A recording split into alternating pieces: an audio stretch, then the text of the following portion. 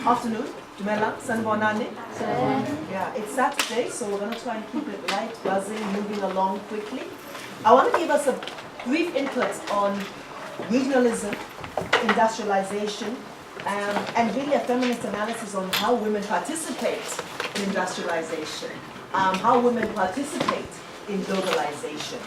Because I think that we get lost. The whole buzz around industrialization, the new industrial revolution, the digital economy, it loses us because it loses the essence that the prevailing and embedded inequalities and contradictions that we are moving forward with. Even when we speak about integration, we forget that we are actually moving around and potentially integrating ongoing inequalities. We are going to integrate ongoing state power, ongoing state violences, and even ongoing state relationships and antagonisms between workers and between the state and workers and women in the economy in particular. So I'm a regionalist in all kinds of ways. I'm an African internationalist, but I do worry that we sip all the Kool-Aid and we think that by scaling up and by aggregating our power as nations, we're going to be able to then resolve a whole bunch of issues that we haven't dealt with. I know my good friend and colleague is going to talk much more about the Continental Free Trade Agreement, so I'm not going to touch that. But I am going to say a couple of things. So the one thing is, why haven't we integrated? Okay? So the one reason is that post-independent state formations across the African continent, those are a strange animal. Those are an animal that are not necessarily easy to characterize. They are usually characterized by a greater sense of great optimism, socialist intent, pseudo-socialist intent. The Zambians called it humanism, the Ghanaians called it conscientianism, the Tanzanians talked about ujamaa. So that was an attempt to actually de-link from the kind of international and global relations, economic relations that we see today. Secondly, the rise and fall of the Cold War. So that really the Cold War provided us with an alternative. Not a perfect alternative, not a pretty alternative. I'm going to stand because I'm getting excited, I'm so sorry. But basically, I surrender.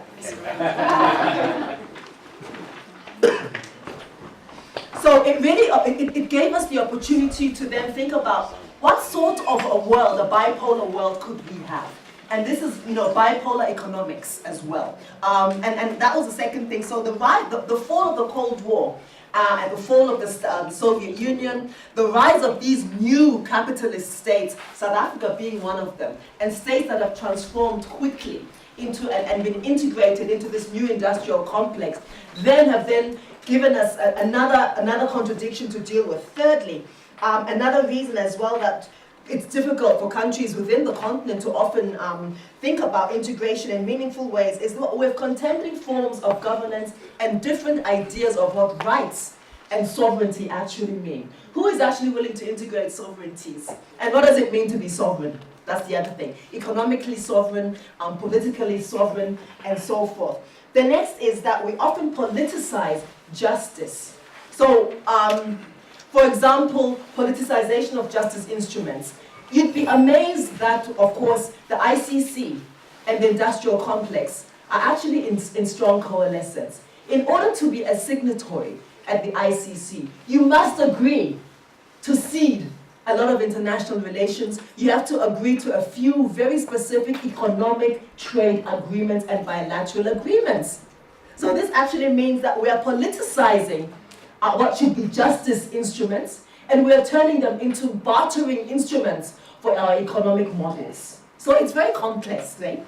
The next is imperial wars on manufactured terror. I will say no more, but we've all been bullied on the war on terror over the last 20 years or so. The war in Iraq, we all watched Colonel Gaddafi being decapitated in an extrajudicial killing, which is basically an economic war. Technological advances, which I'll say a bit more about going forward, technological and industrial advances, climate change and ecological trauma as one of the very difficulties of, one of the difficult things that African states are having to contend with, particularly because ecological trauma is often brought about by who? The international industrial complex. international companies which land and lack accountability, which don't respect the very sovereignty that I've been speaking about, which don't respect the kind of justice that we've been speaking about either. So they act as supranational beings, above and beyond the jurisdiction of states. Next is economic globalization, which I think is a really good catch-all for everything that we're discussing here. In all of its forms. So we can call it, global imperialism. We can call it international capitalism. I've been known to describe it as the capitalism of apartheid, international apartheid, whatever. I mean, it's just different forms of more of the same, which is about global power, global economic power, and this power which is largely determined and framed from the global and political north to the global and the political south, in a nutshell. The next is really an unprecedented, and this also links briefly with technology and industrialization, an unprecedented and really bizarre securitization of public life and private spaces. I don't know if I'm the only person who feels very creepy when Google wants to know where I'm going and who I'm going to see. And then it tells me, oh, because you went to Doppio Zero, you also like going there. It's like, yeah. That's a lot of information that you have. I don't need you to tell me what my preferences are. I don't want to be monitored to that extent. I don't want to land in Beijing and my laptop opens up and says, welcome to Beijing. For what? So it's really kind of creepy. And it's quite an incursion, and we really need to think about this dichotomy between the public and the private space and what it means for economic relations. Because public and private information is also a commodity. It's about consumer choices. It's by no coincidence that Google is telling you that you went to Doppio Zero, therefore you also want to go to, I don't know, Doppio Hero. It's really about trying to enforce and to manufacture demand and consumer demand. And of course, lastly, emerging global powers, whatever those may or may not be, whoever those may or may not be. And if I say a global power, give me a name of an emerging global power. Anybody? India. India? Who else? China? Oh, yes, who else? Singapore. Singapore? Who else? UAE. Ha! Say more, just briefly, just because I'm so interested. I saw a docu recently that they've purchased at least about 20% of the land in the UK for property, and it's going unnoticed. It's very private, under the radar kind of stuff. Then thank you for that. Fascinating. Any other global power that we can think of? Last one. Say more. Say more about South Africa as an emerging global power. What's your thoughts on that? It features a lot alongside Brazil, Russia, India. It's starting One of the bricks, the brick in the wall. So there are so many negotiations that are being, that are happening, and the pace is aggressive. About 20 or 30 years ago, there were probably a few hundred bilateral agreements globally. Now there are thousands and thousands. The WTO is even becoming irrelevant. It's even becoming superfluous to the rate of industrialization that we are seeing. The African Union has been accused of being incredibly lackadaisical, moribund, slow, slightly pointless in its ability to manage African industrialization, African integration, and African economic integration. We can talk a bit more about that during our Q&A. I tend to be sympathetic with that opinion, I have to say. And then there are these weird new alliances in the midst of this and new forms of regionalism. So for example, the Transatlantic Trade Partnership, the TTIP, which Trump very helpfully cancelled when he came into power, or decided that the US wants to pull out of. Between the United States and several European Union countries. And the thing that I found so fascinating was that when this was being negotiated, you had countries in the EU saying stuff like, this is not good for our workers. This is not good for our economies. This is going to cause a flood of international imports. They are going to crush some of our industries. And I was like, how funny. You sound just like Lesotho. You sound just like the Gambia. You sound just like us when we have to contend with northern global bilateral agreements. So I think that those new forms of regionalism are actually a very important context for African countries to be thinking about while we are framing our own regionalism. It illustrates that they are also having, the global north, are also having their own existential crises about their own being, their own existential crisis about unity and what it means to be actually viable states today. Forms of regionalism, I suspect that Lumkile is going to say a bit more on that. But I do want to say a bit more about the role of states in this development industrial complex. So liberalist theories emphasizes the role of the individual over the role of the state. And yet we understand that the state is a struggle for power. The economy is also a struggle for power. And it's a defining feature of global politics at the moment. And I would actually argue that what we're looking at right now, when we talk about the industrial complex, it's a struggle for consensus. Consensus about the kind of consumer model that we want to consume, the kind of consumerism that we want to create as African states.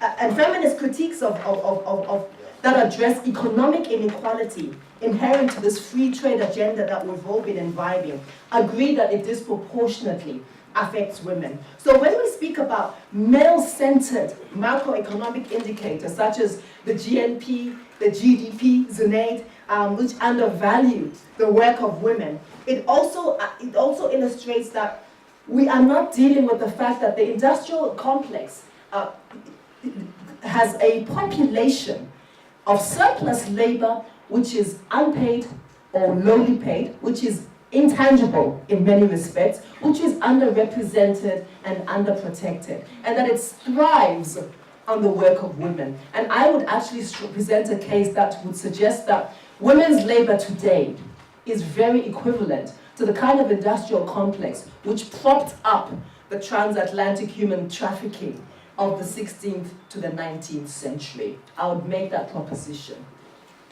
I'd also then go on to say that when we argue about the kinds of states that we are integrating, we have to remember that women, African women in particular, we have been differently integrated into economies. And we've been differently integrated into global economies and the global economic system. We have been primarily the labor reserve, the blood that can be called upon when all others have decided that they've had enough of this nonsense. Those who have become unionized, those who have become agitated and organized, but it always falls upon women who are still seen as largely vulnerable as a set of people and largely easier to, more exploitable. It is also quite interesting to me that the employment of women at lower wages, even though it violates the principles of global equity, is the model which industrialization is still using.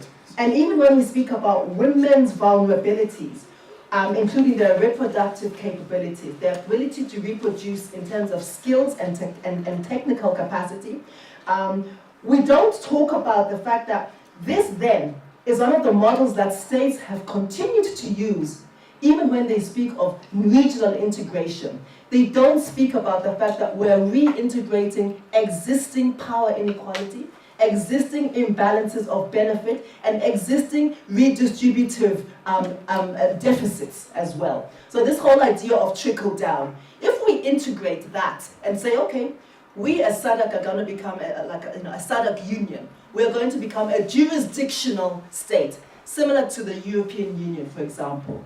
Are we then not aware that what this actually means is that rather than compounding the deficits of women's power relations and economic power relations, what this does is it actually then aggregates and exacerbates what has already happened.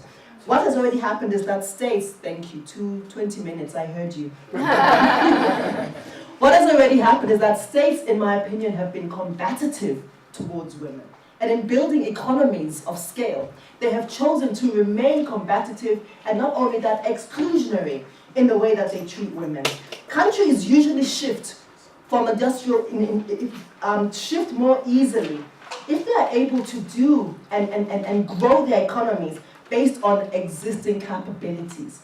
But if these capabilities are based on a base which is a very low skills base, a base in which that the commodities that are being traded are actually very, very similar to each other within Southern Africa, then what are the capabilities that we are aggregating? What is actually the point of integration?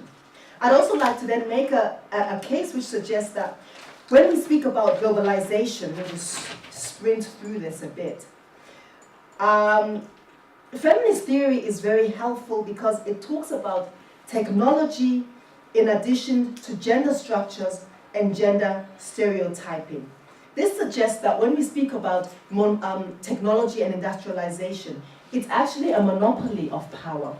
It's arguably the way that gender has embedded itself in the way in which that we view work, the world of work, the technology of work, and what an industrialization model means.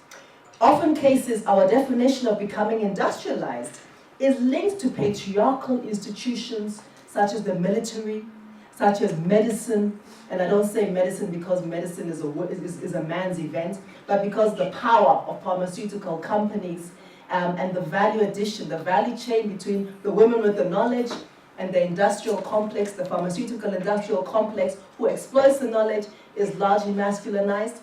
It illustrates to me that we are then going to reproduce the kind of economic models which leave women as peripheral, which leave feminist and women's citizenship also as peripheral. So in my closing remarks, I would like to suggest a global restructuring of the state as a hegemonic project. We need to then, I would suggest, think about how then we're able to rebuild and reconstruct this terrain, which is basically a terrain of inequality, structural inequality. And it's where the state is actually a consolidation of where this inequality takes place. This catch-all term of globalization, which we keep on using, whether it's globalization, whether it's state capitalism, whether it's international development, whatever that may or may not mean to many of us, is characterized by the dissolution of boundaries within nation states. This project of integration in the African context has got huge pushback because right now the fallacy is that we don't need states. We live in a borderless world, and capital is interested in quick mobility and in dismantling the idea of the nation state so that it can subvert the idea of state sovereignty. In so doing, what does this mean? It means that we don't have a particular and finite space where we can hold nations and companies to account. If it's a stateless, borderless, boundaryless place where nobody has a boss, look at the disaster on a micro level that Uber has become as well, because there's no sense of accountability. And if this is the great big thing, the next great hype, we should be very cautious of that. And critical accounts of economic globalization and political internationalization point to the fact that, in fact, all of this, even our models of industrialization on the continent, are capitalist modes of production and are an expansion of the status quo. And I would caution us to be extremely wary of this model. And I think that's about it on a Saturday afternoon. Good afternoon. My name is Mondi. I teach economics here at WITS. What I'm going to talk about this afternoon is our Agenda 2063, the Africa that we all want. Embedded in the Africa that we all want is the African Continental Free Trade Agreement. So my focus this afternoon is going to be on that, because it is very important for us to remember that as Africans, we are only 3% of global trade. And we trade with Europe and the Americas, and lately with India and China. What is more worrisome is the fact that intra-Africa trade is a tiny, weeny 17%. Based on 2016 data. We estimate that 40% of intra-Africa trade is formal trade, and 70% of it is cross-border, mainly women that Auslebohang was talking about. So it becomes then very important for us to find ways, how do we move from 17%, how do we become a major trade player, not just the 3% that I've talked about. So when you talk about the African Continental Free Trade Area as a flagship of our 2063 agenda, we went on a process of implementing that agenda. So in the process of that project, we have now gone through 2 phases. The first phase that we're engaged with is the phase around trade in goods and services. And then the second phase that we'll undergo will focus on competition, on investment, and intellectual property rights. So where are we now? What we've done is that we have laid out the legal basis that contains the agreements as well as the protocol of the African Continental Free Trade area. And some of you might remember that in March, around the 21st of March this year, we had a gathering in Kigali where all the African states, 55 of them gathered, and some of them didn't sign, including our president. And later we signed, I think around June, in Mauritania, where we ratified the African Continental Free Trade Agreement. So, so basically, if we look at the first one, that is the agreement that is focusing on the protocol that we signed. That agreement contains specifically the protocol on trade in goods, the protocol on trade in services, and then within that, we have rules and procedures of settling disputes.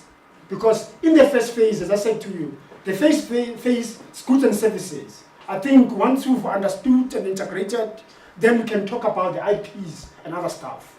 So the protocol that has been signed with the agreement focuses on those areas, including rules and procedures, and whether disagreement, how to settle those disagreements going forward.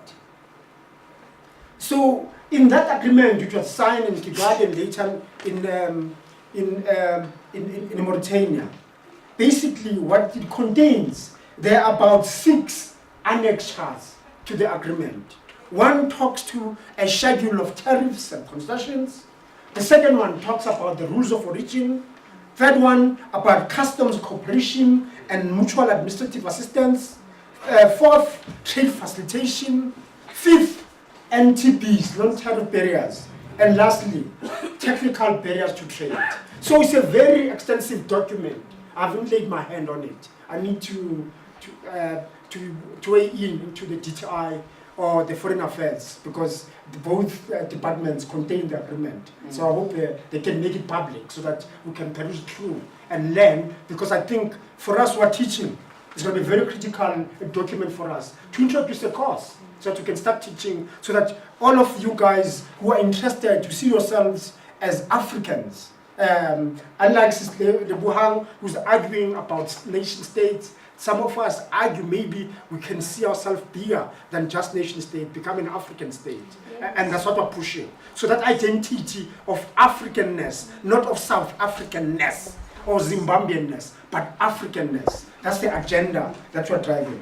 So there's another 3 smaller ones that are attached to that. One focusing on the annex on sanitary and phytosanitary measures, transit, as well as trade remedies. So as you can hear, my presentation is boring because it's about these legal and procedural stuff that talks to the formulation of a new open African continent, which is trying to integrate and trade with one another. There's also stuff that talks to air transport services, list of priority sectors for industrialization, and then a framework document on regulatory cooperation.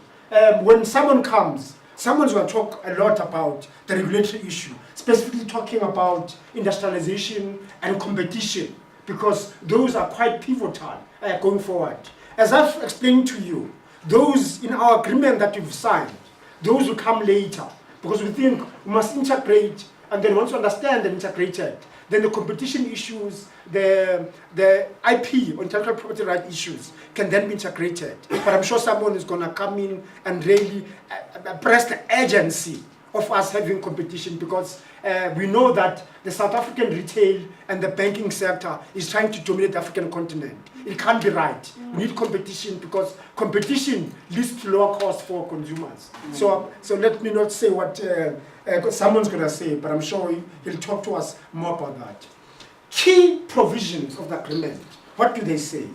The main thing that the key provisions of the agreement talk to issues, the gender equality in the preamble and objective. So, because I think a lot of our political leaders understand the issue around women and the marginalization of women. So, the preamble all starts with the gender equality as a preamble and an objective.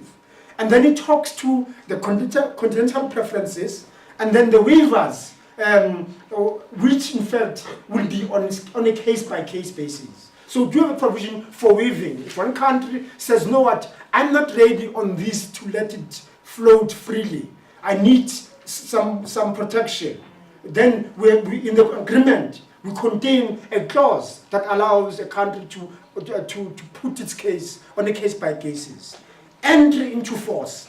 So there is a 30-day after the deposit of the 22 instruments of ratification. So what we do is that we give countries, they sign, they go back and consult broadly. Because you know that a country like Nigeria is yet to sign. It's a big country. It's dilly-dallying. It doesn't know what to do. So we understand, I mean in South Africa, we've signed. But in reality, there has not been a broader consultation. I think my comrades in COSATU, or the Communist Party, or the CSOs, and the broader society will have issues around integration. As we know, we saw last week how some of our people, due to poor leadership around the identity of us being Africans, that the rest of Africans were attacked in Soweto. So there's so much work that needs to be done in ensuring that the populace has got an African identity, not a Soweto identity, or because I'm in Braamfontein at Wits, my identity is a Braampi. I'm in Braamfontein. I'm African. So that's really the message that we want. So if you sign, you have to go back and consult. So I've been seeing our President Lebohang coming to Parliament, even to us, to share with us what he signed. And as you know, our President, even with the Chinese law, he's running away about the terms. So we need to put pressure that these documents I'm talking about become accessible, become public, because they're ours. Even the loans that he's signing, everything has to be ours, because at the end of the day, when everything changes, we're going to have to come to the party, either pay or renegotiate. So show us the agreement so that we can understand and participate. How many minutes do I have, sir? 6 minutes. Oh, thank you. So let me talk about the institutional framework. So I've talked about sort of the broader issues. So in the institutional framework, we've got the Assembly of African Union Heads of State and Government. This is where our president will sit and talk and negotiate at the high level. The second level of it is the Council of African Ministers responsible for trade. That will be mainly your trade, the Minister of Trade and Industries, including your foreign affairs, because I think the two of them need to work together so that the sovereign issues, as we proceed and integrate, all these issues are dealt with upfront. The third one is the Committee of Senior Trade Officials. So these are the guys that do the dirty work. They do the dirty work, they prepare the document, they invite us who are economists, who will write to them and say, you know what, if you're talking about, for example, chicken, let's buy some time around chicken, because we think chicken is so labor intense in South Africa, therefore we need some time to reorganize ourselves. So that work will be done by us, including the scholars here who work with government, to ensure that in that initial arrangement, we can really lobby and bargain and get a very good deal for ourselves. The fourth committee are the Secretariat. These are the ones that prepare for us to ensure that the meetings are scheduled accordingly, the arrangement are set out, and they can communicate with the broader masses of our people around where we are on the African Continental Free Trade Agreement. Lastly, there is a dispute resolution body. So we've got about 5 institutions, from the heads of governments to the Council of Trade and Industry Ministers, to the Committee of Senior Trade Officials, as well as Secretariat, and then lastly, a dispute settlement institution, where if there are differences between us and Zimbabwe around particular issues, then we can find a mechanism based on the agreement that I talk about to clear off those. There's also some subcommittees. There's about 3 subcommittees which I want to focus before summing up, given the fact that now my comrade Roberts is here. I want him to come in because I think he's going to add a lot of value around the practicalities, around industrialization and competition, as I said earlier. So these 3 subcommittees focus, firstly, on trade in services. As we all know, if you remember, those of you who followed the WTO, it was a very painful discussion around trade in services. So we formed a subcommittee there so that everything, before it goes to the Secretariat, and we get consultants to fill us in before we take it to the trade guys who will then fill it into the ministers. We want to trash issues there. And that dispute mechanism, I think, there's a lot of mistakes in the process earlier on, because most of us are new, except those that have been involved in the South Africa, in the Southern Africa, African EU agreement and US agreement. A number of African countries are new in this, so there's going to be so much upward learning curve for them. The second subcommittee is on trading goods, and then lastly, we've got an African Union subcommittee of the Director Generals of Customs. I've got 2 minutes, sir. Yes, sir. Thank you. So, I really, at that summit, because I think the Mauritania summit, the Mauritania meeting was just a meeting of the African Union. Most of the discussion around the African Continental Free Trade Area took place, as I said earlier, on 21st March in Kigali. And these are the decisions I'll read to you before I sit down. So, the launching of the African Free Trade Area, we've launched already, as you guys saw. The annexures we signed, as I've put on the table. And another taking now has to happen. I haven't seen it yet. Maybe in the job summit in a month's time, the president may table some of these things, because we need to establish a private sector forum whereby we can get business people, entrepreneurs, and broader private sector to participate, because they are the ones that are going to be implementing anyway. So they need to tell us where there are issues for us to buy time as South Africans. And also, that's why we need you guys to be careful, because a lot of the South African guys, given the fact that in South Africa, after 1994, we didn't break them down. We failed to break these super groups, who came from conglomerates. They still have got so much market power, which someone's going to talk about.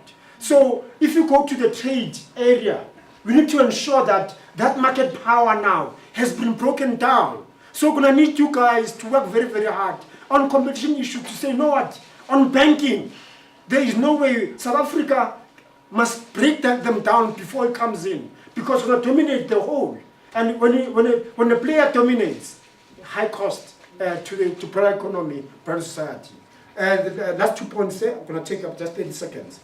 And then lastly is a commitment to broad-based national awareness campaigns. So I'm waiting for that campaign, because as we sit here, many of you don't know anything about the African Continental Free Trade Area. You might have heard something, but it's a beast. And you've got your own picture. Is the beast, how does it look like? Looks like this or looks like that. So that process has to be undertaken. Because if you don't do it, what's going to happen is that we'll have an institution that will continue functioning, and all the gains that we want from that institution will be lost, because the bigger players will come in, they'll use it, they'll dominate. There will be no space for new entrepreneurs. There'll be no space for competition. and will be paying huge prices as consumers because the monopolies are just going to take over the whole continent. If there are any questions, we'll engage later, but thank you so much. All right, thanks very much. Thanks for the invitation, and apologies to everybody for coming in late. There was different times, but I also missed some of my emails, I think. I'm going to talk, I think you'll pick up very much from where Mkhile finished off. I work for a small research center at UJ, and a lot of the things I'm talking about, if you're interested, are based on work that we do at that center. It's called CCRED. You can get it on competition.org.za. There's a way through the UJ links to get it as well. But you'll find if you Google competition and UJ or competition and CRED, you'll get the papers there. So we do work, very much work on particular industries and particular power relationships within industries. And that's what I'm going to talk about very briefly today. And I'm going to make a very clear argument about prioritization in terms of where we should be prioritizing the research, the teaching, etc. If we're going to make a difference to the development trajectory. But the first thing I think, and this I'm sure is covered by the other speakers, but let me touch on it briefly, is that there's been a very big change in the context of regional integration. There has been a reduction of barriers. South Africa, for example, is exporting much larger quantities to neighboring countries. There has been higher growth rates. There's this African rising narrative. Okay? So there has been a very big change that has actually taken place and is taking place now. But there's different interpretations of that narrative and of those trends, and I think we have to think and start from there. The first narrative that I want to highlight is a kind of McKinsey World Bank narrative, and it's defragmenting Africa. So they say, look, these borders were colonial borders, they should never have been there. Let's get rid of the borders. Liberalization. Liberalize and everything will be, we'll have growth, we'll have entrepreneurship coming up, and Africans will be investing and building businesses. This is a very dominant narrative, and it builds on these seeds of truth around the borders, of course, but it takes that into liberalize. Just liberalize and open up. And these borders and these controls that are there, are being put there for, bad reasons. It's a pure free trade agenda. This is, I think, the dominant narrative, and it's important to start with that. Then there's a narrative around building production capabilities, and kind of investment and entrepreneurship type of narrative. It talks about value chains. How do you build, value chains? How do you create value at in different countries across the region? And this narrative has got lots of different aspects to it, but a strong one says you've got to make your country attractive to investment. So you've got to lower the cost of your country, otherwise you're not going to get international investors to come in, because if you're making coffee, for example, and you're growing coffee, you say, let's add value, locally. But how are you going to do that? Well, you must lower the cost of doing business. Is the kind of push that comes there. And this is not inconsistent with the first one. Both of these believe fundamentally that markets are efficient. Both of these believe that there isn't really market power. You've got to get the investment in framework right. And we're going through, obviously this kind of debate right now in South Africa. So we think that you've got to turn the whole thing upside down. First of all, you've got to start with who does control production and who does control markets in the continent. Start there. That's not research. That's just finding out. That's investigative journalism. That is just going and finding out who grows chickens in Zambia, which is the kind of thing that we do. So sometimes people look at us and say, in other parts of UJ, and say, but you guys are not really serious economists, because all you're doing and to some extent they're right. You're basically looking and saying, is the sky blue or pink? Oh, okay, it's blue today, right? Who owns the things? But if we don't start there, and this is a very important thing, because we can have political economy debates, we can have ideological debates, but if we don't incorporate in those debates, finding these things out, we'll be happily having discussions with ourselves. Right? We won't actually be saying who controls poultry production. The largest source of protein for low-income consumers, poultry. Who controls it? Who drives the investment decisions? Okay, we can tell you about that. This is the kind of things that we do. And then building an alternative policy agenda. But if we don't start with the reality, I think we're in trouble. So we're looking, it's essentially a political economy approach. I'm sure this is the things that have been talked about, I've seen across the program. but I'm making an impassioned plea that this finding out function, and that needs to be across the region. So it has to be a network of researchers across the region, particularly, I would say Southern Africa. We can talk about Africa as a whole, but in actual fact, I think we should be starting with the region, with our neighbors, etc., because this is where South African companies have spread across. So I think we need to start with what's very close to us. If we don't do that, and there's a very important other reason for that, which is that South Africa is quite blinkered, and we look at the region from an industrialization perspective as a market that must buy from us. So we only want Zimbabwe and Zambia and Mozambique to grow so we can sell them more industrialized products. This is a really powerful narrative in government. They say these countries must open up. Why are they buying from China? Why are they not supporting African industrialization? But we're two-faced. By African industrialization, we mean our industrialization.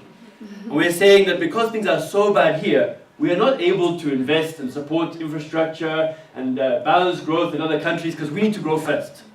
And that's what you'll get if you're in government. And we then think that our neighbors are really stupid because we think that they don't see this. So when we do research in the region, and we are, as I'm sure here, we are regional in terms of the people in the research center, right? We have people from Zimbabwe, Zambia, Malawi, Uganda, etc. We go in there, they say, no, we can't talk to you. So we go and do research in Zambia. They say, no, we can't talk to you. You South Africans go and leave because you're gathering intelligence about how you can get your products here first. And so they're saying, no, China is better than South Africa. China is better. They are building a hub here with local businesses. So in mining supplies to the Copper Belt, China has built a supplier development hub.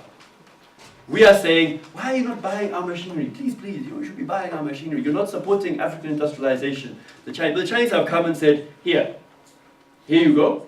Training, skills development, etc. All the issues are there, but they are moving. So this thing is moving. And if we think about rethinking economics for Africa as a South African agenda, it's problematic from the beginning. Because it's the same companies, the same corporate structures. And so I'm going to talk about food. If we can't get this right in food, we have failed completely. Because food is about production, small-scale producers. This is the most important for women-headed households in most countries outside South Africa, right?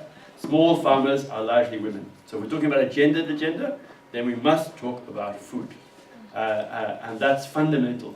So who controls the inputs, the seeds, etc., the fertilizer prices? I've got a chart I could put, which just shows the levels of concentration in fertilizer, which is the highest cost to producing, is the cost of fertilizer. And it increases the yields. We've opened the markets up because the idea was there's too much protection. That's why fertilizers prices are high. So if you look at what happened in Tanzania, Malawi, for example, they were said, no, the ports are inefficient, etc. It was a big DFID-funded program to improve the efficiency of Dar es Salaam port, defragment the borders, etc., etc. Trucking prices went up over the international prices because the partners in the program, when it was launched at Davos with big fanfare, are the two biggest fertilizer companies in the world. Okay, one of which was one of the three big fertilizer companies here. So it's not Sasol, it's a company called Yara. And so their margins have just gone up. This is just, they're just printing money. And then we say, no, you must have a competition enforcement agenda and create competition authorities.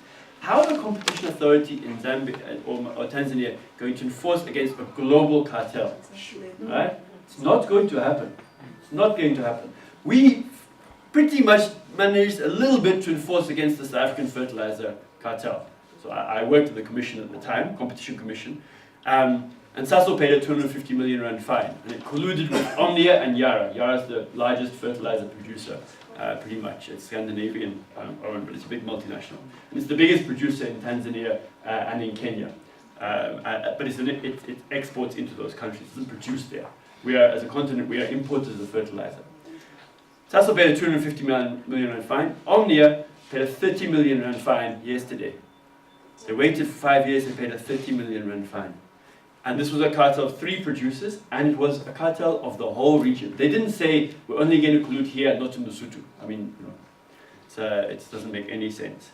So the agenda of the competition enforcement is a good agenda in principle, but we're saying to public institutions that they must try and take on the Goliaths. And so we need a different strategy. And then on the other side, supermarkets. If we have no regional strategy for supermarkets, we are not serious. Because supermarkets are the ones that are integrating the region. So ShopRite every day delivers to Malawi and comes back with other goods. So they are integrating the region. It's happened in front of our eyes, and we're not really thinking about how to address it. So thinking about wholesale and retail, how markets work, practically, has got to be an absolutely critical part of the agenda.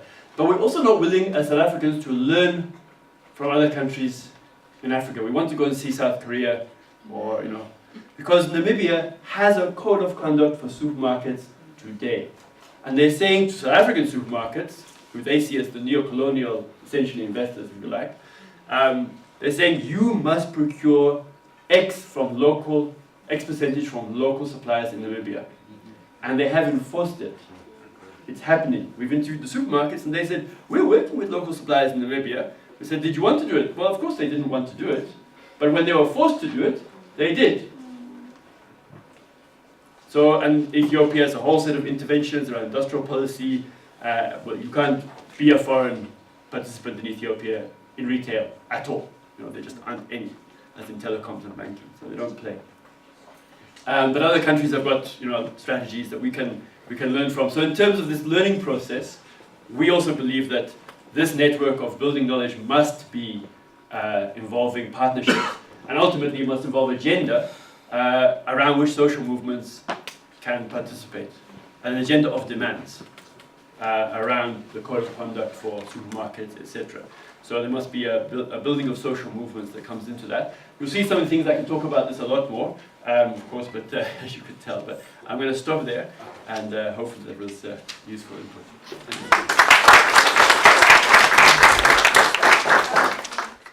I'd like to put the question to Lebohang. The African countries, as you were saying, have been moving. We have regional economic communities, and now we have the push towards African continental integration that Nombi and Mondi spoke about. So these are important steps that have been taken towards integration and all of that. With that background, with that context that the panel has spoken about, are there any lessons that we can learn from the United Kingdom with the Brexit? It's the move out of the European Union, because you have African continent saying let's integrate, but in the other parts of the world it's the disintegrate, it's the inverse actually. Are there any lessons that we could learn from that could be a word of caution, example, to things to look at as we drive this integration agenda? Thanks. Thank you very much. Hi. My question is posed as a general question, and I wanted to find out, so Lebohang, you spoke about a lot of issues which I think are very pertinent, so things like women's issues, trade and such, and I was just wondering if within all these issues, if there's a hierarchy we could work with that you have. I mean, how do you go about solving some of these issues? Because, for example, if you have a free trade area and you say you break down borders, you have issues like terrorism, you have issues like disease, Ebola and stuff, and things like that. And we're still just talking within Africa itself. We're not even talking about international threats. And when we try to, in trying to address any one of these issues, you find that things are often competing. So is there a hierarchy within which we can address certain things as we go forward towards trying to find solutions? Thanks. Okay, my question relates to the development of African businesses in African entrepreneurship, in relation also to the African Free Trade Agreement, and how we can restrict the movement or the trading of multinational companies that are operating within African countries in order to promote African entrepreneurship and African businesses through this African free trade agreement, given that Africa is the youngest population in the world. So looking on a trajectory of the future, you can see that there's going to be a lot of business and trade that's going to be happening in Africa, but we also need to develop African businesses over multinational companies that are operating within these African countries. So my question then is, what is the role of government and how can we put restrictions around multinational companies in order to promote African entrepreneurship? So, that's great.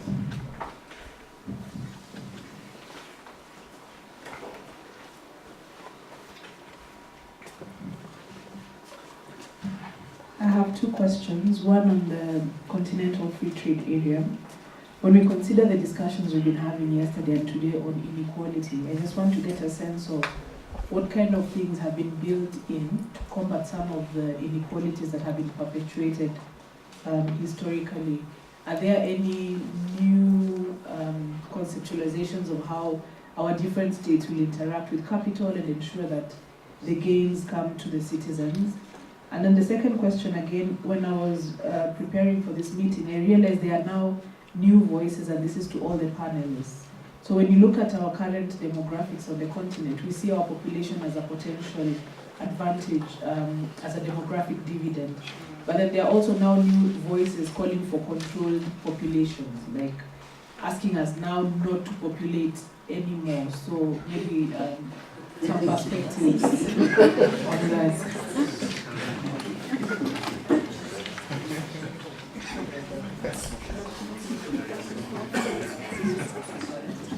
I'll just ask you to use the mic because we're recording. So, the African Continental Free Trade area, the focus on trade. So we're focusing, as I said to you, the first phase that we're tackling is the trade on goods and services. And then later, once we've earned experience and it's functional, we can look into IPs and, as well as competition investment at a later stage. And I think someone has highlighted what are the dangers are, those two can be separated. So, but to your question then, the debate will be, I'm hoping that this debate then will shift whether is there a case then to unionize ourselves. So if we become a union, like the EU, then the questions become much broader, because there is social, there's political, and as well as financial issues, much broader. So the issues around inequality will be put at the center. Issues around whether we ban a currency and what is then the monetary policy of that area. So those issues will come later. But this is so narrow. We're just focusing on trade.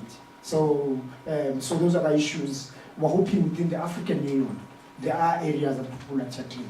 So I just carved out one section in our agenda 2063. So I just carved out the trade area. So it wasn't extensive. So I think if you want more, if you look at our agenda 2063, there will be areas that talk to that. Thank you.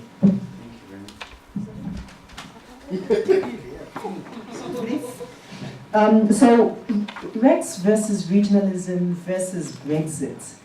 I want to clarify something as well, coming from my presentation. I'm an Africanist and I'm a regionalist. My concern is really that the kind of regionalism that we're promoting is one that actually aggregates and reproduces some of the contradictions of state. That is my deep concern. So Brexit is an ideological position. And I'm not sure, I think that's one thing we can take away from it. And it's funny, I was I had the opportunity to be in Turin last year for some, I don't know where these people find me, but Abo, Chatham House, and all of the major European think tanks, the guys who run the world, basically, had this gathering of thought leaders. So they parachuted me in, and most of their conversation was griping about what a pest the British have been in the European Union. And they don't want to pay their dues, that's why they are running away. Yeah, they want to come in and out for free. Yeah, they don't want visas. Yeah, they don't want to manage Schengen. They don't want to manage currency. They don't want to have two forms of currency within the United Kingdom. And I think you know this better. But you go to the UK, you cannot use a euro. Even before they left. And they haven't really left, that's the other thing. So that's an ideological position that they have taken. And one thing that's quite interesting is that they have also decided that in this ideological, slightly racist position that they've taken to exit, that because they have not managed to usurp the sort of, and to reproduce the imperial power, the economic imperial power that they had aggregated previous to joining the European Union, that they'd rather go adrift. So go back from being a Great Britain to being Little England, basically. And I don't think that that's a model that African countries should pursue. I think it would be quite foolhardy. And at the same time, people were then having the idea that, so should we think about it as Sexit, South Africa exiting the SADC and the African Union and becoming some kind of dodgy hybrid country like Morocco who don't know what they are. And I think that would be, again, very, very difficult, politically problematic, just politically, conceptually in J. Why would you want to do that? Why would you not want to be part of the African Union when you're on the African continent? This speaks to the psychology of what it means to be an African, as Poplumkile alluded to. It also speaks to the psychology of the fact that in many respects, the Berlin agenda continues, and in carving away Morocco, in carving away South Africa, that would set a very dangerous precedent. We're already seen with such distrust as being a gateway country into the rest of the continent. Now to then disengage, for any country to disengage, I think is very problematic.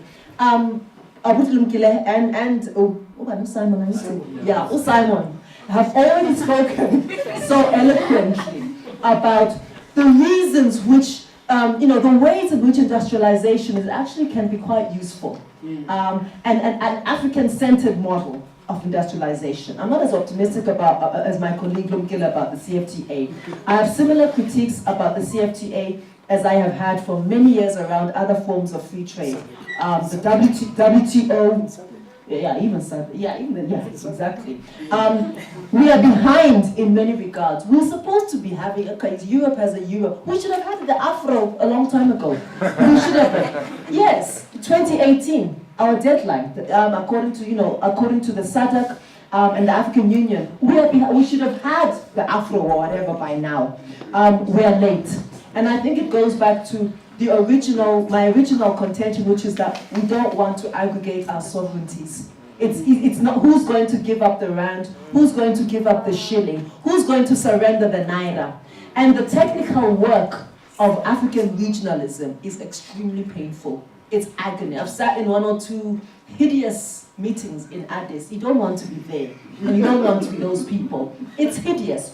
You have to decide that a kilo of coffee in Namibia is worth exactly the quality, the weight, the health regulations, everything is identical to a kilo of coffee in Zambia, to a kilo of coffee in Sudan, to a kilo of coffee in Mauritius. It is extremely hard work because you want to make sure that you're getting an identical product.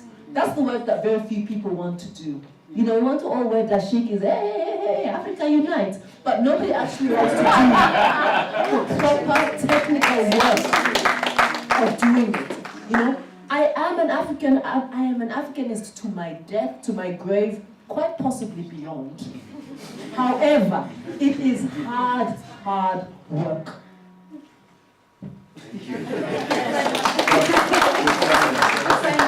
Not sure how I'm going to come after that. It sounds like we agree a bit too much on this panel. So I thought the idea was so let me pick up just a couple of things and be a skeptic here. I think the key question is about who controls production, and the key question is how we actually think about building African companies that control production, as opposed to multinationals who are exiting. And the problem is that we're doing this in a very impressionistic way at the moment. In South Africa, you can see the BEE debates. It's like the BEE in this country should be a lesson about what not to do. When we're talking about African control over value added, we're talking about control over value creation and decent wages and the share of profits and reinvestment. That's what we're talking about. We have to work out, are the companies actually doing that? What are they doing? So if we're honest with ourselves about BEE, I think BEE has reinforced the existing power structures. Because once somebody buys 25% of a company in debt, they need that company to continue to control those markets and continue to earn the profits. Otherwise, how do you pay back your loan? I can give you the case studies about the BEE shareholder in the cement company, the BEE shareholders in Sasol, in SAB. They reinforce the power of each of those companies, right? And that's the model we have followed. So we would work, and again, I'm saying we because it's the research that we're doing. We're saying, look, we need an agenda which is about African entrepreneurship, rewarding effort and creativity and innovation, and it's looking at how you reduce the barriers to entry to rivals and challengers. So we need African challengers. Okay, that's what we need. So otherwise we are on the path, we're already on the path. The road is very powerful, because once you have bought into these companies, you need them to keep on making profits. Just think about it. Just imagine yourself, and we have talked to many of them, we want to get stories, but people are shy, who have actually bought into, you guys both know the people I'm talking about very well. They bought into the fuel companies, they bought into the telecoms companies, they bought into the cement, they bought into beer, and then they need those companies to continue to make profits. And they make profits by squashing rivals. So in beer, the best example we've got is Soweto Gold. African entrepreneur. He's given up, he sold out to Heineken.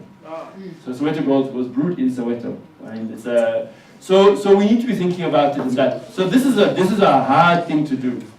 And it's not about the slogans and debates. And it's an empirical exercise. But there's a number of countries that we should be looking at, which we can learn from. One is Ethiopia, the other is China. China set up its companies behind a firewall, right? So behind a firewall, as Ethiopia is doing as well. So China set up Alibaba. It said, we're not going to have Amazon, we're not going to have WhatsApp, we're not going to have Facebook. We're going to, once we've got our companies now, they will open up. And now they're coming to Africa saying, open up to us. So now they're an alternative for us, but where's the African e-commerce platform? It doesn't exist. There are a couple of small ones, one called Jumia in Nigeria, etc. There are businesses here. Brown Sense is building a platform, some of you might have heard of, which is business-to-business transactions, black business-to-black business transactions. We need to be supporting, we need to have an agenda to support those. But the free trade area is not doing that. And the last thing I would say is that in Southern Africa, we can't talk about doing this unless we deal with tax havens, and that means dealing with Mauritius. So in the EU, it's about dealing with the UK and Ireland, right? So that's what they're trying, because Ireland has low taxes. And in SADC, we have to deal with Mauritius. You're mad if you don't register a business in Mauritius. Why should you pay more tax than your competitor? And I'm talking about South Africans, black and white, who are investing, and you want to register the company in Mauritius. Or Dubai. Or Dubai. But if you do Dubai, not part of SADC. So Mauritius is the inside SADC, right? Inside SADC, but no taxes, almost no taxes. So if you look at the subsidiaries of the companies I've talked about in all the countries, they are all registered in Mauritius. If we do not deal with tax avoidance there, why would anybody want to take us seriously? I wouldn't take us seriously. It's not like we know this already. So, that's the control over the profits and the rent. So that's the issues that we've got to deal with. Thanks.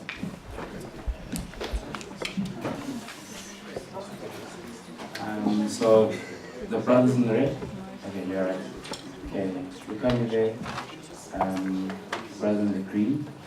There and there. So I quite like where Simon and Zolf around of technology, and I think what we haven't spoken about is the Davos-driven agenda of the Fourth Industrial Revolution. Whether we take it as a serious idea or not, right? But there's something interesting around the technologies of the so-called Fourth Industrial Revolution,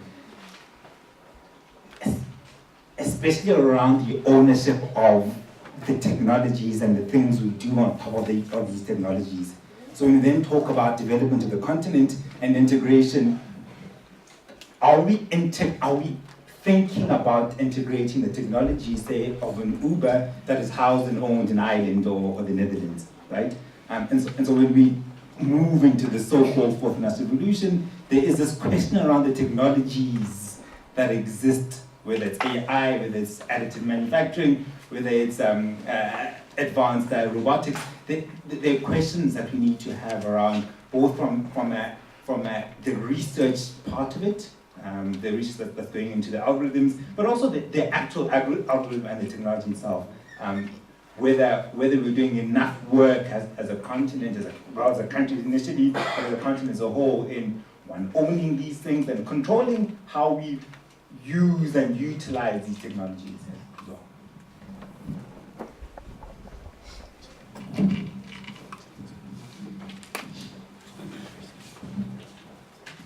Thank you. My question links to the structural economy debate that you started. And we've got pension funds, and particularly the government pension funds in the country, that are meant to drive a development agenda. And when you look at where most of the investments are going, it's in the big MNCs in the country. It's in the multinationals, the global ones, Broadpoint, Vodacom, FirstRand, etc. That's where all our pension fund appear, and especially government pension fund money is being invested. And then we say government needs to drive a industrialization process, and we want that money to come from somewhere else again. So I just think that we're not using, I'm questioning, how can we drive better use of the funds that we have in the state with better accountability in order to drive the growth that we desire from an entrepreneurship and a new industries point of view. So, and the new industries point of view, there's dominant players that are trying to infiltrate the new industries, right? And I don't think and the guys that are coming up with new stuff, the new businesses, the new economies, are sort of getting slapped on the face by the big guys that are dominant players already. And I think we need the question mark is what can we do around the structural changes?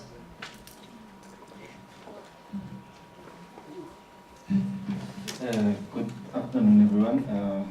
My question is, as Mr. Simon said, talked about the integration about industrial region development in terms of how in Africa we should know and understand who produces what and at which rate of country. Just like the example that you made about poultry. We know that in 2016 we had a situation where the US forced us to sign a deal about dumping poultry, which is not consumption safe for our country. And at the same time, we as South African, we produce enough poultry to feed the whole country and even export to other countries. So for Mr. Lukile, how as the country, as you talked about like Africa as a whole trade, how can we as Africans protect ourselves from superpower countries like the US from threats as such as forcing us to sign deals, but while at the same time ask for international foreign investment from them in order to empower ourselves in industrial developments and empowering our own African currency to fight trade with them. Thank you. What's the last person? Okay.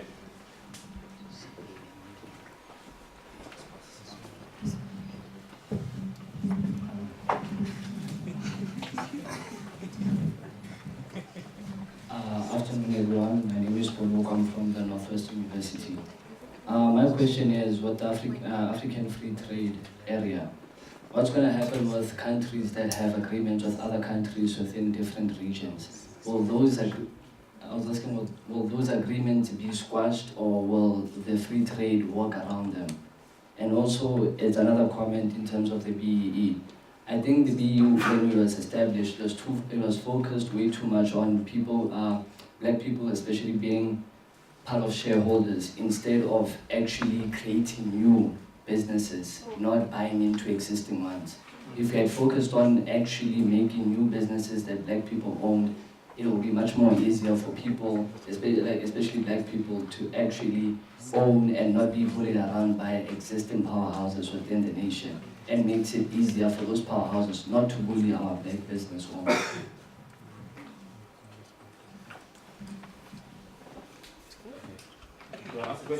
Cool. I wanted to bring this because I did want to mention, make a comment about Brexit, because obviously I am from the UK and I can't not comment on a comment about Brexit. And I do agree with your point that it's not a healthy condition. It's not an economic proposal at all. It is ideological, it's political. And there are many reasons for Brexit, but I would like to say that as soon as we made the announcement that we were having the referendum, before the referendum was actually made, the pound dropped, our currency depreciated, and it's continually been going down. So that's enough evidence to say that actually distancing yourself and not being integrated is not a healthy, it's a liability. And it is detrimental for investors also. And the last point that I wanted to touch on is the fact that because of Brexit, what I'm predicting is the fact that, okay, in England and the UK, our population is predominantly elderly. So that's going to be an issue fiscally for Britain to survive with. And I'm actually thinking that there's going to be a turn where the UK is going to call on other Commonwealth institutions or countries to say, we need more youth to come and work for us, right? I wonder what the speaker's positionality is on that factor, being that South Africa and Africa is such a youth-abundant place. I wonder if there's discussion thinking, are you guys concerned? Yeah, that's my question.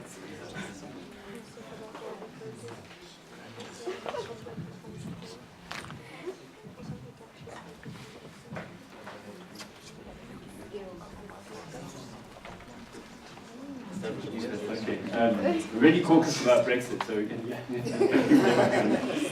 And so, one thing I want to say about Brexit, perhaps, is that it's a bit dangerous to see Brexit as separate from the paradigm of development that the UK followed over the previous 15 years. So the reason why there was the vote, I think, was because of the high levels of inequality and the feeling of exclusion of a large percent of the population. And it's very easy for people to mobilize around them in a populist way to point fingers at, in this case, mainly people from Eastern Europe coming to take jobs, etc. So this points to a failure of the EU in terms of managing integration around inequality, fundamentally. So we should be looking at this as a caution, because this is what we are going to face next. In East Africa, the East African community is trying to get going again, and this is 5, now 6 countries, and they were integrated before and they broke apart. And now this is Kenya, Tanzania, Rwanda, Burundi, Uganda, and now South Sudan. And they had the same things about the tensions that happen within the countries, meaning they pull apart.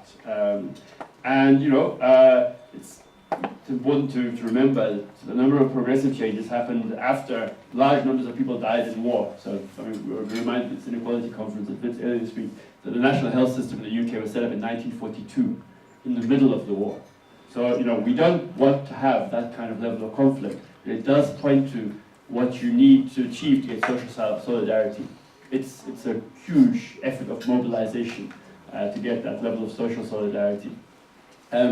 We talk very briefly about technology. I think the technology issues, and I'm not an expert, I'm going to just talk about some examples. I think, this is where perhaps we need to take responsibility. These technologies open up opportunities, but they also range of threats. But we have regulatory powers. So for example, cities have powers to regulate transport. And some cities have said to Uber, you will get a license, a special license, the Uber license, and we will tax you 20% on your revenue off the top, so that the playing field is more level with the meter taxis. If we sit here and say, oh, Uber is a problem, we can't do anything, that's ridiculous. Local government has a lot of power. They license basically everything that happens. The same thing with supermarkets, by the way. You know, local government, cities have power over space, and retailers do not operate without space. So there's a lot of potential to change the rules of the game so that the technology is opened up and the access can be used differently. But we've got to be clever about it, because part of it is also going to intellectual property. And this is a global regime of intellectual property. This is the issues in pharmaceuticals, etc. What I'm pointing to is that there are these challenges being faced, and countries have come up with different solutions, and we can learn from them, including cities that have dealt with it. The one thing I would say on the poultry story, I think it's a very good example, but I don't agree with you in terms of some of the issues that you raised. We don't produce enough poultry. We import about 20% of our needs. We were the ones with the poorest quality in SADC. We allowed people to put 30% salt water into chicken, South Africa, right? Our neighbors don't want our chicken because we allow people to inject them with 30% brine. So when you buy a kilo of chicken, you're not buying a kilo of chicken, you're buying 700 grams. Now that regulation has changed. But in Namibia and Zambia, Botswana, they said, no, you South Africans, you're just giving your companies what they want. And they wanted to put up barriers to our poultry. Why? Because they disagreed with what we were doing. So you know, this is again where we have to think about. But poultry is very important for a regional integration agenda. Why are we not competitive in poultry? Well, it's all about animal feed. You feed chickens, maize, and soya, and we can't grow enough soya. Where can we grow enough soya? It's in Zambia and Angola. If we were in Brazil, that would be in the same country, right? Because, and this is the colonial borders, because it cuts across. It's a big country, it cuts across different weather zones. So it means that you have cities in different places next to mines and next to ports, which is pretty much where our cities are, same in South America. But your good growing land for soya can be 1,500, 2,000 kilometers away, as it is in Brazil. But they are integrated because it's all within one country. We have to work with Zambia to lower the costs of soya production, to feed chickens and grow them here. That's the challenge of industrialization. And it's a very important challenge. Where do we actually get our soya from in Gauteng? We import the difference from Argentina. So until we swing our demand to Zambia and say, let's support agriculture in Zambia, let's support farmers in Zambia, then again, Zambia looks at us and says, well, you guys, you're not really serious about this regional integration story, because you like to import your soya from Argentina.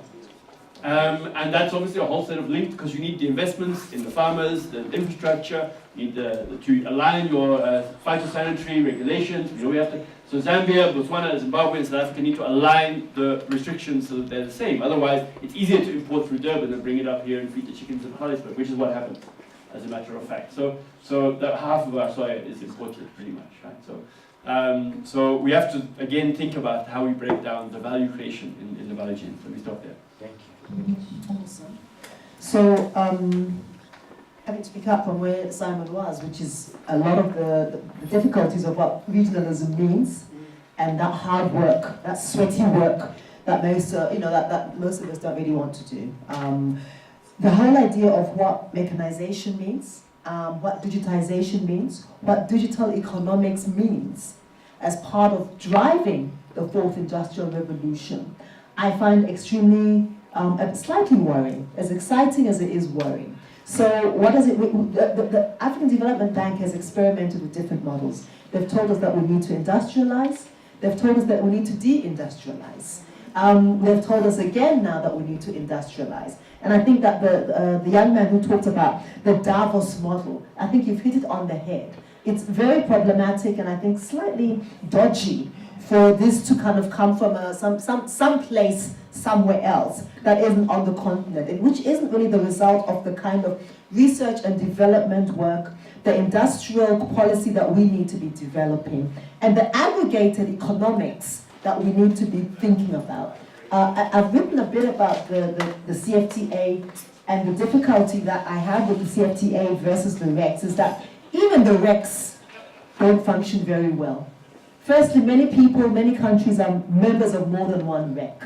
So like 2, 3, 4 multiple memberships. So if those don't work, if the SADC doesn't work effectively, if the EAC doesn't work effectively, if the ECOWAS doesn't work effectively because people pay multiple dues, have multiple loyalties, and are loyal to all and yet loyal to none concurrently. It's not a weird thing.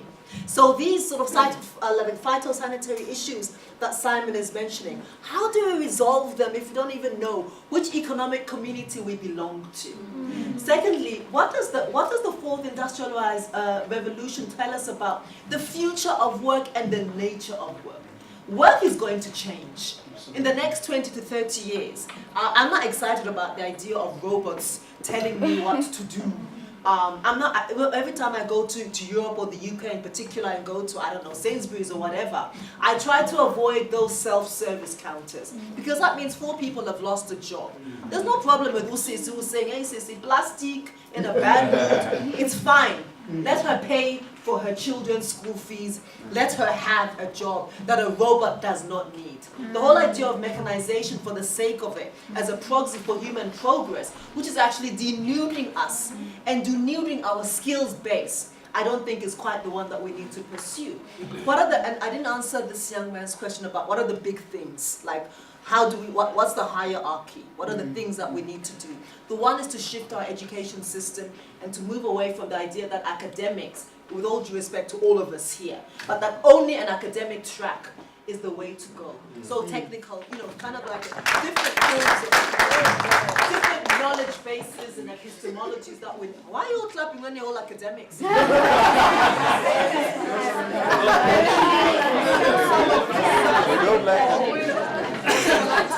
Activist scholars, hopefully. So that's the one thing. The second thing is then to think about how we're going to aggregate our economies in ways that are real. And different people have had different conversations about why do we all have to be producing the same maize, the same tobacco, the same flour, the same cows, for example. And this is one reason why a lot of our regional economic agreements don't work, because we are nationally protectionist. We're even economically protectionist, which is where this this sovereignty which boils down to economic nationalism is very difficult to then deal with. And the final big idea is then the idea that I would suggest that we need to think much more creatively around Wi-Fi as the next frontier.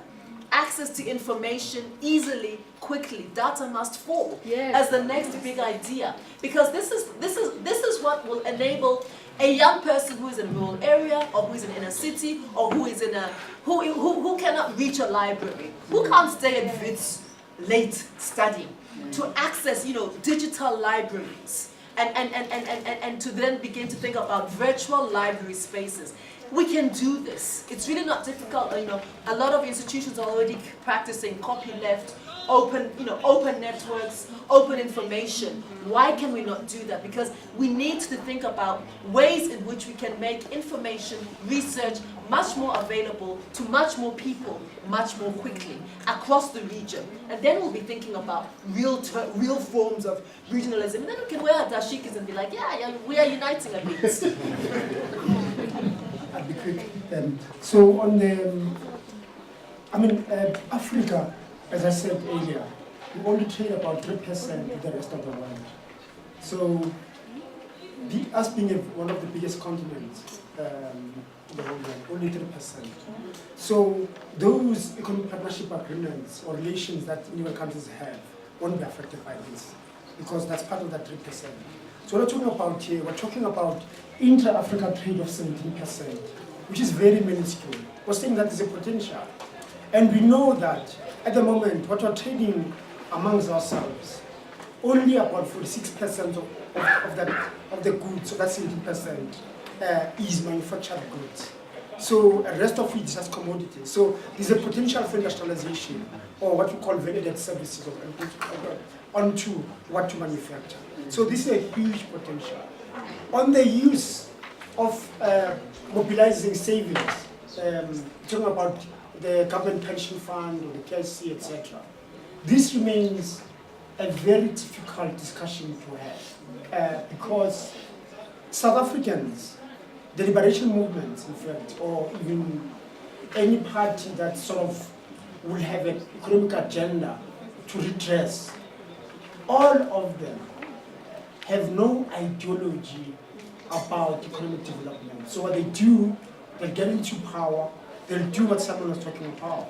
That basically your concern is about black participation. So it's not about black entrepreneurship and how we can support it.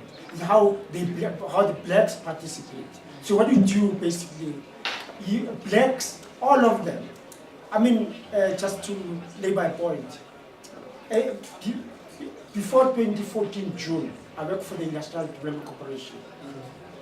We understood that government was going to spend about R500 billion on building capacity, specifically coming from Transnet as well as Transnet Prasa as well as Eskom. So what we did was, what are going to be the value-adding services that we can invest as the IDC to underpin the support of these state-owned enterprises that could use them. So what it did, we were very fortunate. We got black entrepreneurs, we industrialists. We had a company called China Rolling Stock, which we thought that company then would partner with the Transnet and the Prasa to build locally locomotives and others. Our political linked brothers and sisters find a better way. They find a much more efficient way because there is no ideology of development. They went to bed with everyone else internationally. They didn't develop any manufacturing capability. They filled their pockets. Thank you.